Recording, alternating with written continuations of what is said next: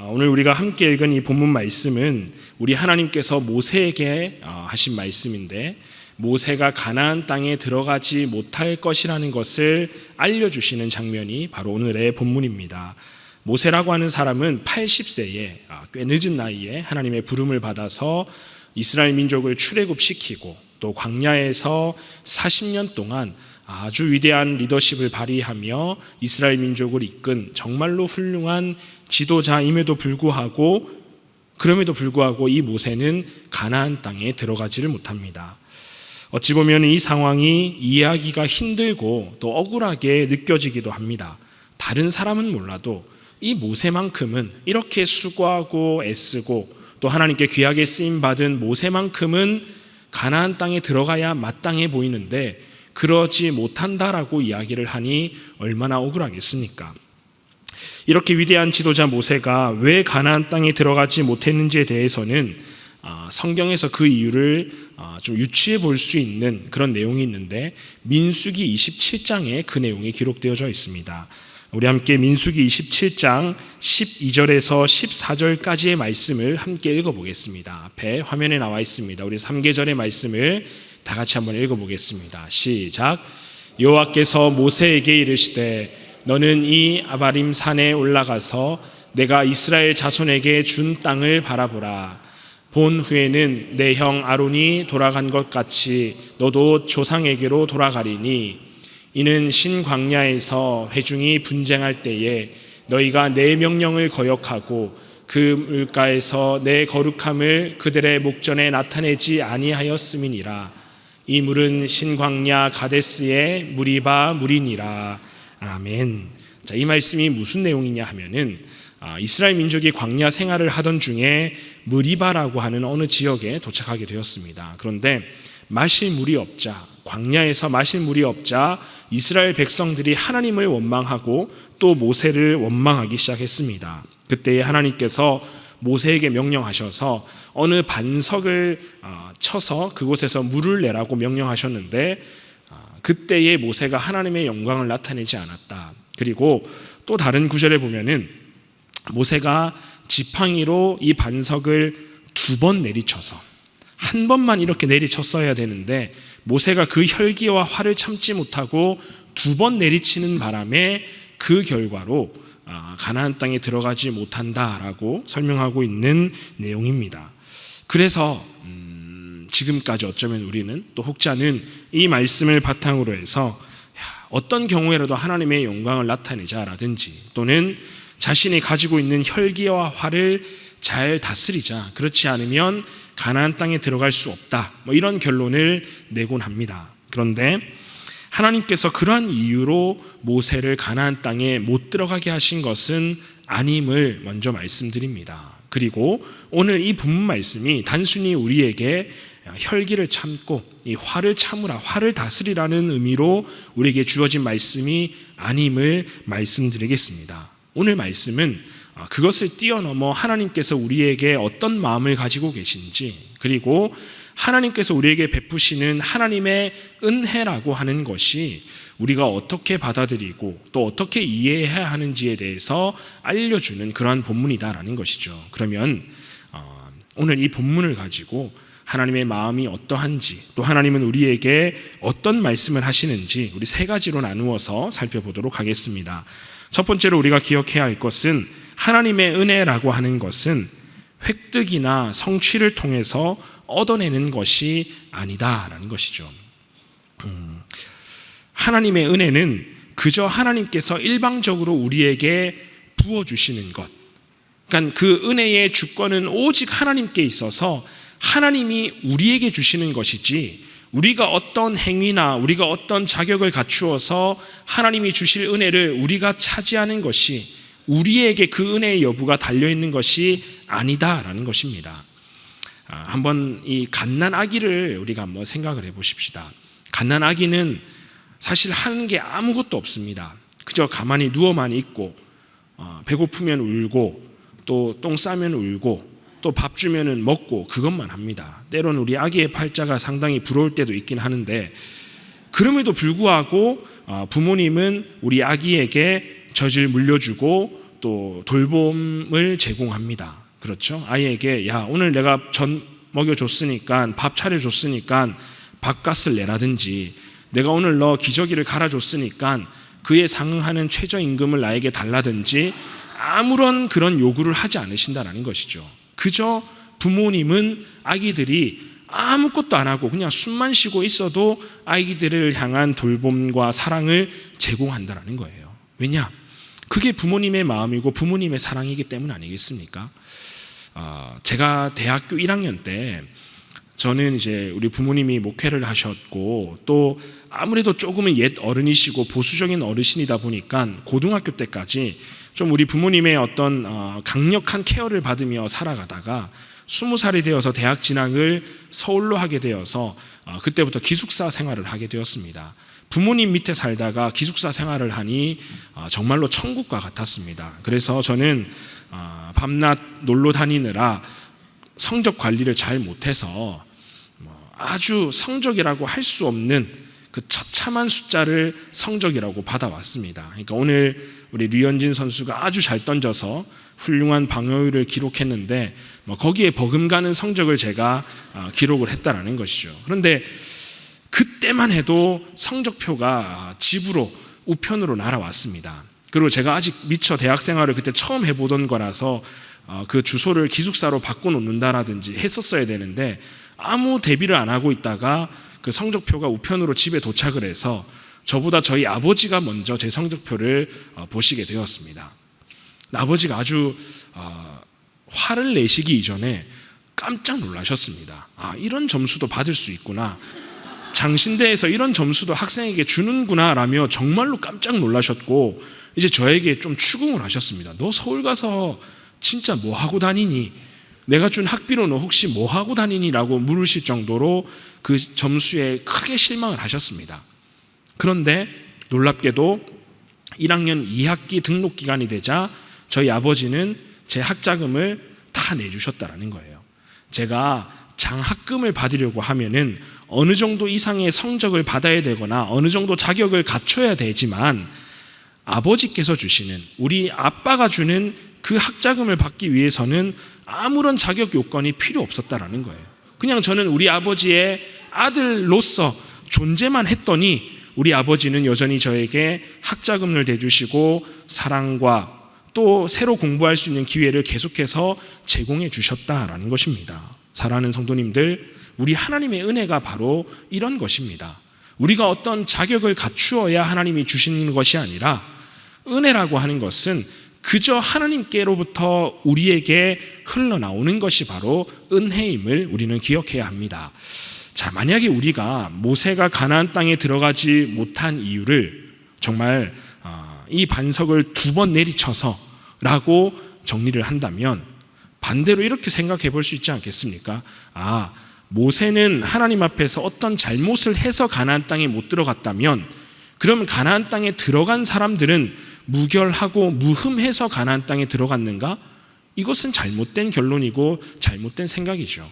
분명히 가나안 땅에 들어간 사람들은 모세보다도 더 못한 삶을 살았을 수도 있고 모세보다도 더 많은 결과 흠을 가진 사람이었을 가능성이 상당히 농후합니다.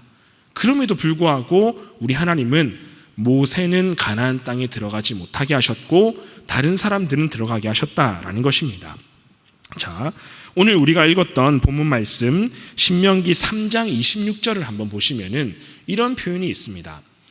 여호와께서 너희 때문에 내게 진노하사, 너희라고 하는 표현을 했는데 이 너희는 바로 이스라엘 백성을 의미하는 겁니다. 그러니까 모세가 잘못해서 모세를 향한 진노가 아니라 너희 때문에 내게 진노하사라는 표현이고요. 또 아까 우리가 함께 읽었던 민수기 27장 14절 말씀을 한번 보시면은 이제 이거는 여호와께서 직접 하시는 말씀인데 너희가 내 명령을 거역하고라고 했습니다. 여기서 말씀하시는 너희도 모세가 아니라 이스라엘 사람들, 이스라엘 그 민족 회중 전체를 의미한다라는 것이죠. 그래서 무슨 말씀이냐면은 모세가 가나안 땅에 들어가지 못하는 것은 저구절에서 이야기하는 것이 모세가 하나님을 진노케 했거나 모세가 하나님 앞에 잘못을 저질렀기에 가나안 땅에 못 들어간 것이 아니라 하나님께서는 원래 40세 이상 된 자들은 광야에 머물게 하시고 광야에서 다 죽음을 경험하게 하시고 40세 이하인 사람들만 저 가나안 땅에 들어가게 하시려는 하나님의 계획과 섭리가 원래 있으셔서 원래 하나님께서 예정하셨던 그 계획과 섭리대로 행하셨을 뿐이지 잘한 사람은 넣어주고 못한 사람은 그 잘못 때문에 가나안 땅에 못 들어가게 하시는 분이 아님을 말씀하고 계시는 겁니다. 그래서 오늘 우리는 저 본문을 이해할 때에 모세가 하나님을 진노케 해서 그 땅에 못 들어간 것이 아니라 모세의 잘잘못 여부와 상관없이 하나님께서 원래 예정하셨던 그 계획대로 그 섭리대로 진행되었을 뿐 우리의 잘못과 우리의 선한 일이 하나님의 은혜 여부에는 영향을 미치지 않는다라는 것입니다. 그래서 우리가 자주 행하는 큰 신앙의 실수 중에 하나가 무엇이냐면은 내가 은혜 받기 위해서 무언가를 해야 된다. 내가 하나님의 은혜를 받기 위해서는 어느 정도의 자격과 요건을 갖춰야 된다라고 생각하는 경우가 참 많다라는 것이죠.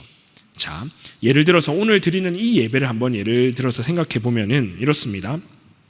우리가 예배를 위해서 기도할 때 이렇게 기도할 때가 있습니다. 하나님, 오늘 이 예배를 통해서 우리에게 크신 은혜를 부어주십시오 라고 기도를 하는데 한편으로는 맞는 표현이지만 다른 한편으로는 또 틀린 표현입니다. 왜냐하면 예배에 와서 주무시는 분들도 계실 테고 지금 딴 생각하는 분들도 종종 계실 텐데 핸드폰 보는 분들도 계실 텐데 내가 핸드폰을 본다고 해서 내가 지금 다른 생각을 하고 있다고 해서 아니면 내가 지금 졸려서 졸고 있다고 해서 하나님이 이 예배의 은혜를 부어주시고 안 부어주시고가 결정되지 않는다라는 겁니다. 우리가 여기 와서 무슨 짓을 해도 하나님은 이 예배를 통해 부어주시기로 작정하신 그 은혜를 이미 우리에게 허락하셨습니다. 믿으십니까? 네, 하나님께서는 이미 우리에게 놀라운 은혜를 베푸셔서 우리가 이 예배 자리에 나오게 하셨고 그 하나님의 은혜를 맛보게 하셨다라는 것이죠. 다만 어떤 차이가 있냐면은 우리가 정말 하나님을 간절히 바라고 하나님의 은혜를 사모하며 이 자리에 앉아 있다면 하나님께서 우리를 위해서 이미 부어주셨고 예정해 주신 그 은혜를 더 많이 깊이 경험할 수 있는 것이고 내가 하나님의 은혜에 집중하지 않으면 내가 못 누리는 것이지 하나님의 은혜 베푸시는 여부가 달라지지 않는다라는 것이에요. 조금 더 쉽게 설명을 하면 이런 겁니다. 내일 6월 6일 현충일, 현충일인지는 모르겠고 우리는 그냥 노는 날이라고 생각하실 텐데 내일 날씨가 아주 좋다고 한번 생각해 보십시다.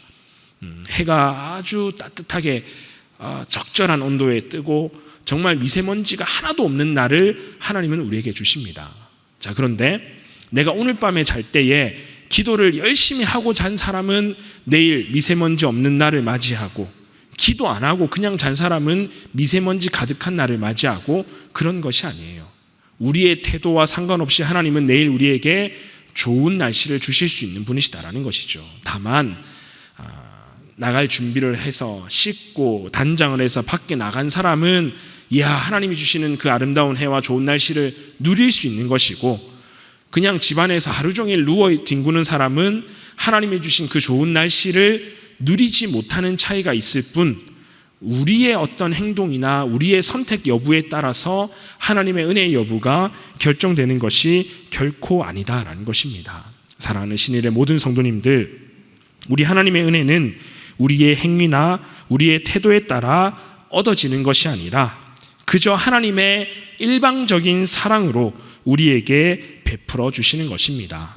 그저 우리에게 베푸시는 하나님의 그 은혜를 감사함으로 또 하나님께서 모든 것을 주셨으므로 겸손하게 하나님의 그 은혜를 받아 누릴 수 있는 사랑하는 우리 신일의 모든 성도님들 되시기를 주님의 이름으로 축복합니다.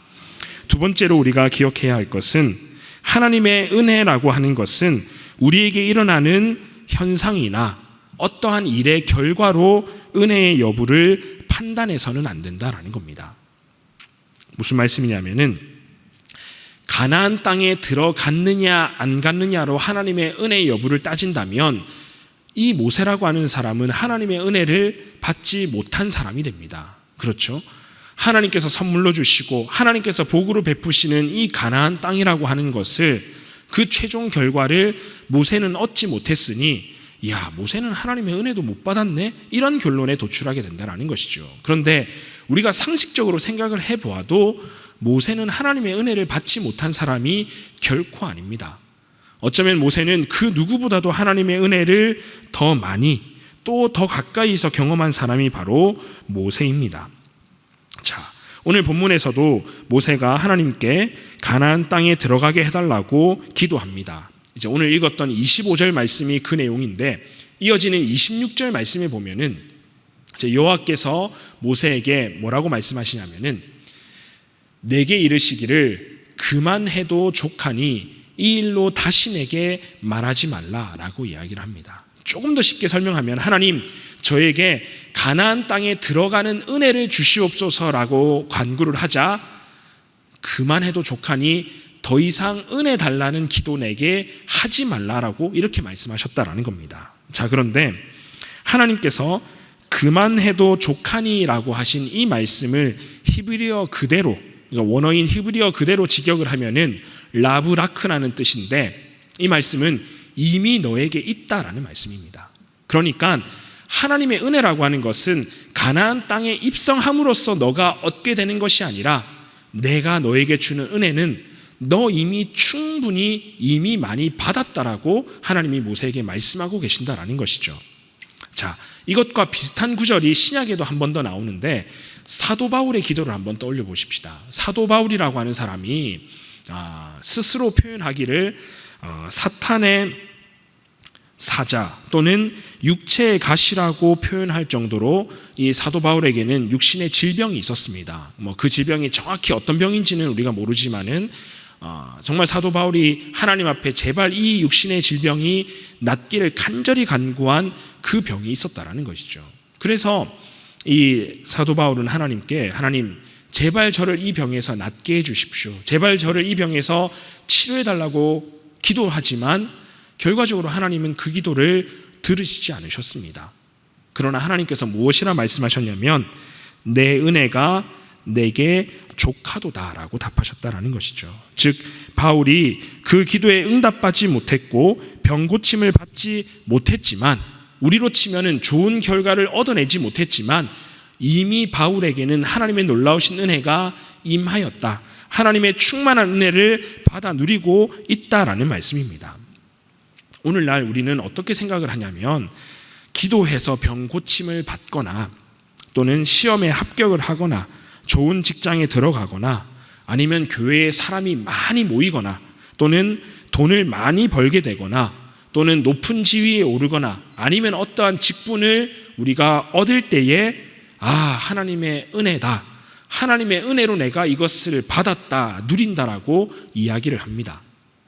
네, 그것이 하나님의 은혜인 것만은 틀림이 없습니다. 그러나 하나님의 은혜라고 하는 것이 우리가 무언가를 얻고 성취하고 우리가 갖게 되는 것으로 다 설명할 수는 없다라는 것이에요. 우리 하나님의 은혜가 단순히 돈을 많이 벌고 좋은 직장에 가고 높은 자리에 오르는 세상 사람들이 추구하는 그 복의 모습으로만 우리에게 임하는 것이 결코 아니다라는 것입니다. 그래서 이것들을 설령 우리가 못 누리고 못 받았다고 해서 우리가 은혜를 못 받았다라고 표현된다면 그것은 잘못된 표현이다라는 것입니다. 또한 반대로 내가 무엇을 받았다고 해서 그것으로 마냥 하나님의 은혜다라고 고백을 해버린다면, 똑같이 기도했음에도 병이 낫지 않은 사람, 똑같이 노력하고 애썼음에도 그것을 성취하고 얻어내지 못한 사람에게는 얼마나 큰 상처와 아픔이 되겠습니까?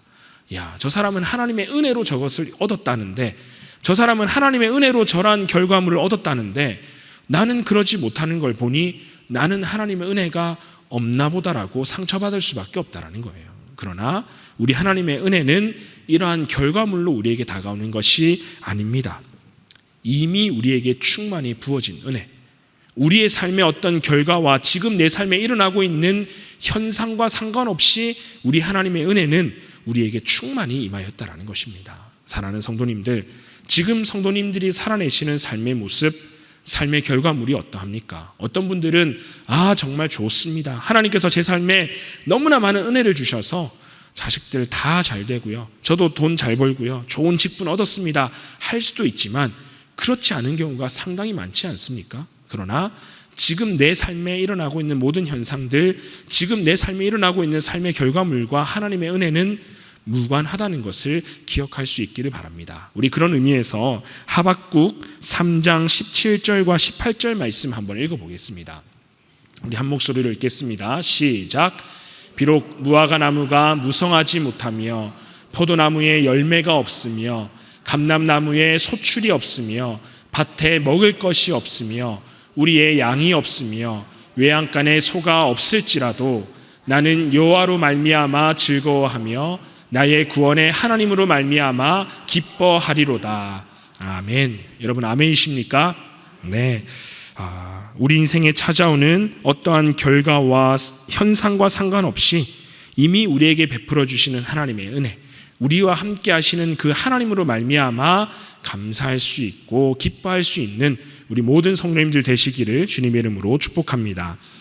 자, 마지막 세 번째는 우리 하나님의 은혜를 얻기 위해 우리 하나님을 수단이나 도구로 사용해서는 안 된다라는 것이에요.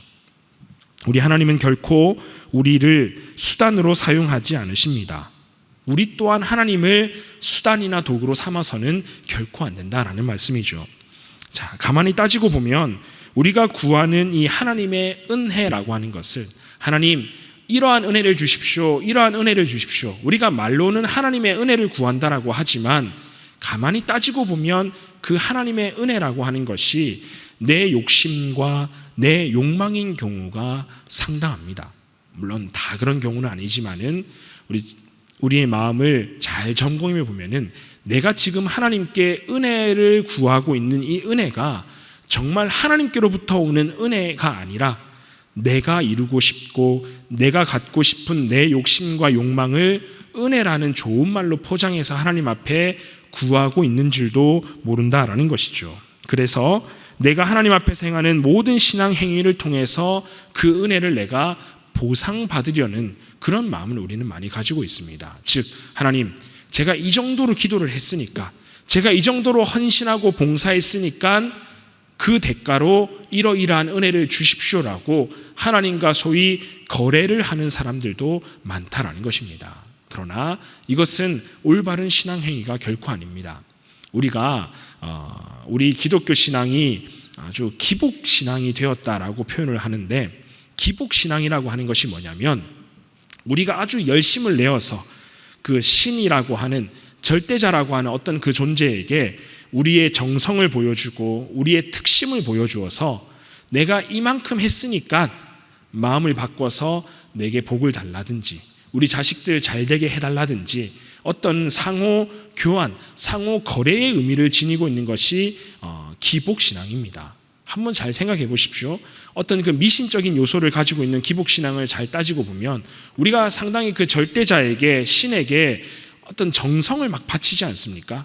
밤낮으로 빈다든지 많은 재물을 갖다 바친다든지 그러면서 요구하는 것이 내가 이렇게 했으니 그 결과로, 그 대가로 은혜를 달라, 복을 달라라고 이야기하고 있습니다. 그것을 우리 기독교 신앙에 똑같이 접목을 해서 하나님, 제가 새벽기도 안 빠지고 나오니까, 제가 오늘도 예배를 드리러 나왔으니까, 제가 많은 헌금을 하나님 앞에 드렸으니까, 제가 많은 봉사로 하나님 앞에 열심을 내고 있으니 그 결과로 물질을 주십시오, 높은 자리를 주십시오, 어떤 직분을 주십시오라고 생각하는 경우가 참 많다라는 것입니다. 그러나 하나님의 은혜라고 하는 것은 이렇게 거래하듯이 내 열심을 수단 삼아 얻어내는 것이 결코 아닙니다. 모세라고 하는 사람이 40년 동안 하나님 앞에 귀하게 쓰임을 받았는데 얼마나 힘들고 어려웠겠습니까? 이스라엘 민족이 늘 원망하고 말도 안 듣고 또 그 광야에서 40년이라는 세월을 80세 노인이 120세 될 때까지 광야를 이동하며 다녔으니 얼마나 힘들었겠습니까? 그런데 그렇게 하나님 앞에 쓰임받고 헌신하는 모세 마음 한켠에 그래, 내가 이 정도 하면은 가나안 땅에 들어가게 하시겠지, 내가 이 정도로 하면은 정말 나를 높은 자리에 세워주시고 모든 사람들에게 인정받고 칭찬받게 하시겠지, 그런 마음 모세에게 결코 없었다라는 거예요. 모세는 가나안 땅을 목표로 하나님 앞에 헌신한 사람이 절대 아닙니다. 그저 지금 나와 함께 하시고 내게 능력 주시는 그 하나님과 교제하고 함께하는 그 사실이 기쁘고 즐거워서 하나님 앞에 헌신한 사람이지, 하나님 제가 이 정도로 했으니까 저에게 가나안 땅 들어가게 해주십시오, 어떤 것을 목표로 어떤 것을 얻기 위해서 수단으로 하나님 앞에 헌신한 사람이 결코 아니다라는 겁니다. 사랑하는 성도님들, 지금 우리 성도님들이 행하시고 있는 직분, 사명, 그리고 신앙적인 열심, 혹시 무엇을 얻어내기 위한, 하나님의 은혜를 받기 위한 도구로, 수단으로 사용하고 계시지는 않습니까? 그렇다면 우리의 동기를 점검하시고 수단이나 도구가 아닌 그저 목적으로서 내가 이 예배를 통해 하나님을 만나는 것, 내가 이 봉사를 통해 하나님을 실천하는 것, 그것이 그저 목적이 되도록 우리의 마음을 다시 다잡을 수 있기를 주님의 이름으로 축복합니다. 하나님께서 우리에게 주신 사명이라고 하는 것은, 또 하나님께서 우리에게 명령하신 이 모든 신앙 행위라고 하는 것은 우리가 하나님을 목표로 하나님께 더 가까이 나아가고 하나님의 그 은혜를 더 깊이 체험하기 위함이지, 그것이 목적이지 하나님의 은혜로 포장된 다른 무엇을 얻어내기 위한 수단이 결코 아니다라는 것입니다. 그저 하나님과 함께하는 이 시간이 즐거워서 이미 내게 족하게 채워주신 그 하나님의 은혜에 감사하며 감격하며 보답하는 마음으로 하나님 앞에서 모든 신앙 행위를 하는 우리의 삶이 되어야 할 것입니다. 사랑하는 성도님들, 이제 말씀을 마무리하겠습니다. 우리 하나님의 은혜는 오직 하나님께로부터 나옵니다. 그래서 우리가 하나님의 은혜를 받아 누림에 있어서 교만하지 마시고 겸손히 하나님의 은혜만을 구할 수 있는 우리의 삶이 될 수 있기를 주님의 이름으로 축복합니다. 그리고 우리가 마주하는 일의 결과나 현상들에 집중하지 마시고 우리와 함께 하시고 결국에는 선한 일을 이루실 우리 하나님만을 기억하며 그 하나님만을 간절히 구하는 은혜의 삶이 되시기를 주님의 이름으로 축복합니다. 우리 함께 기도하겠습니다. 하나님, 우리에게 은혜 베풀어 주시니 참 감사합니다. 지금도 오늘도 변함없는 은혜로 우리에게 채워주시니 정말로 감사합니다. 늘 우리에게 은혜 베푸시는 하나님을 기억하며 그 하나님과 가까워지기 위하여, 하나님과 깊이 소통하며 교제하기 위하여 애쓰며 노력하는 우리의 삶이 되게 하여 주시옵소서. 예수님의 이름으로 간절히 기도하옵나이다. 아멘.